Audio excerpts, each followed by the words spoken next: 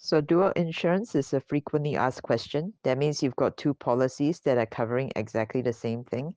And sometimes you don't really have a choice around this. The university you study in, your employer, or private company you work for provides this to you by default. Our policy addresses this through exclusion 11.2 and clause 12.21 in the sense that it will act as an access layer. So what we're very kind of passionate about for you, our members, is that you're not paying for extra insurance that you don't need. So the important thing to do, I think, one thing to take away from this is if you feel that might apply to you, is to look at, look at our insurance, look at what we cover, think about the work you do and all the things that are already covered as you as an individual occupational therapist with our insurance. And so if you are paying extra with a different provider, you don't need to do that. I said to a member yesterday, whilst we've done what we can to make sure that if there is dual insurance, it's not a complete waste of money. So we've got this top up element to it. You wouldn't insure your car twice or your house twice, regardless of what the benefits were. So exactly. If you were to buy this exact same policy on the open market without RCOT membership, the cost would be around £1,500 a year, not including insurance premium tax. So if you consider the fact that RCOT membership is under £300 a year, plus all the other benefits that you get as well, our membership is excellent value for money. So this looks at when would you need to buy a separate policy or top up? So that would be, if your habitual residence was outside of the UK, Ireland, Isle of Man, or the Channel Islands, or if you work with service users in Canada or USA and its protectorates. And I've now learned what that means. So thank you, Bob. Next slide, please. Oh, here you go. Beg pardon. So yeah, if you need coverage, so again, the insurance is all about you. Think about you with your OT hat on. That's what it covers. If you looking for cover regarding a limited company or an entity, our insurance doesn't cover that, and you'd have to seek top-up insurance. And again, obviously, if you undertake work that doesn't fall under the scope of occupational therapy practice. Okay, thank you. Examples of US protectorates would be like Guam or American Samoa, countries like that, which aren't part of America, but are treated in many ways like they are. Fantastic. Thank you so much, Bob. Next slide, please.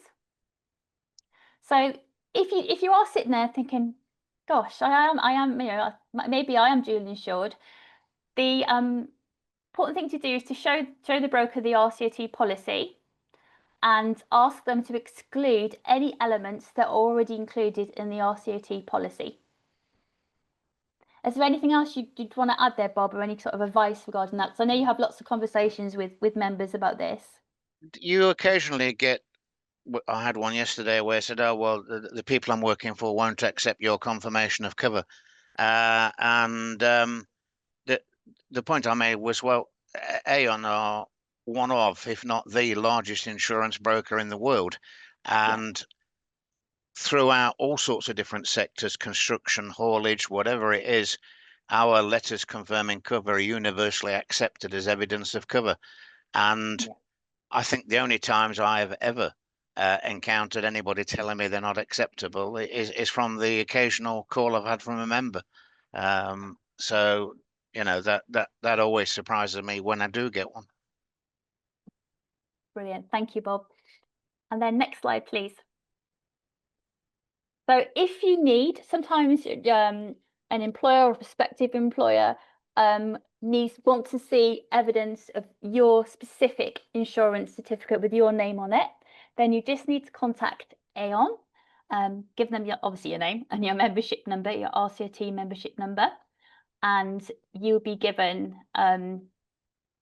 your certificate. And where it says here, Bob, we're not able to provide access to a downloadable insurance certificate, is that talking about just generally the insurers? Or I know RCT can't give them. Do you know what that's referring to? It means from the website, from your website. From the website. Okay. Thank you, everybody. That's good. Yeah. So we do get contacted. Understandably, people say, "Please, can you send me my certificate?" So we can't do it, but Aon can. Brilliant. Next slide, please. Right, this is the final slide. So if you following this, you might have millions of questions. If it's something that hasn't already been covered, then please email hello@rcot.co.uk. And this say, for attention of the Professional Advisory Service, or PAS, you could say.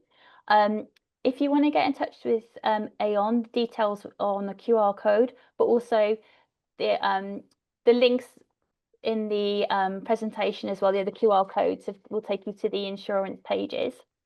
There are lots of questions. So what we're going to do as well is, after the webinar, to go through and see if there's anything that we haven't covered.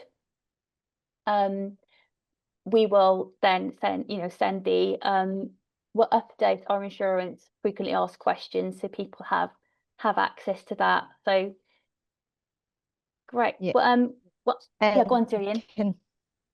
Yeah, if you have anything else to add, or can I quickly jump in somewhere? No, you go for it. Yeah, go for it.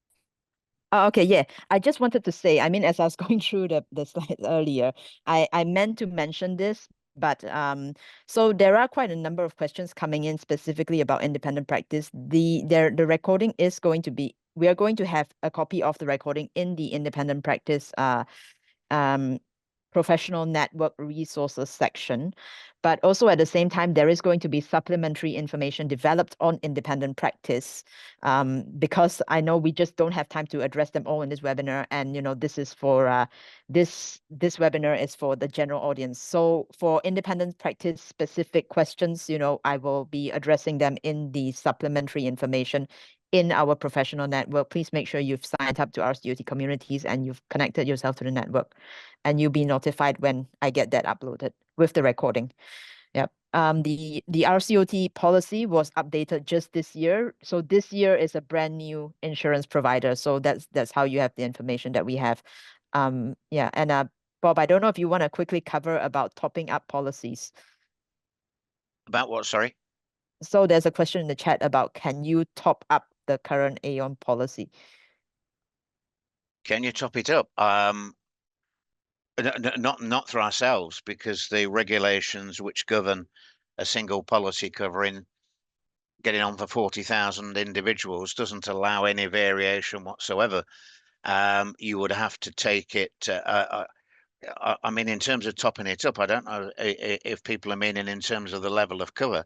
I wouldn't expect people to need any more than £10 million worth of cover for any one of those types of insurance that our policy covers. But they could try. I think they might find it difficult.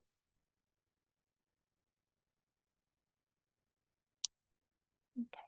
Thank you so much, Bob. Right, so what we're going to do now, we're going to bring this webinar to a close. Thank you so much for attending. Also, thank you for bearing with us with all the information, because it's a topic that's obviously there's so much detail. So when you get the recording, feel free to look at it again. We're going to send you the slides, and just be reassured, if you have any questions, we will help you, and we'll also update, like I said, our frequently asked questions on the insurance on our website. All right. Thank you so much. Have a good afternoon.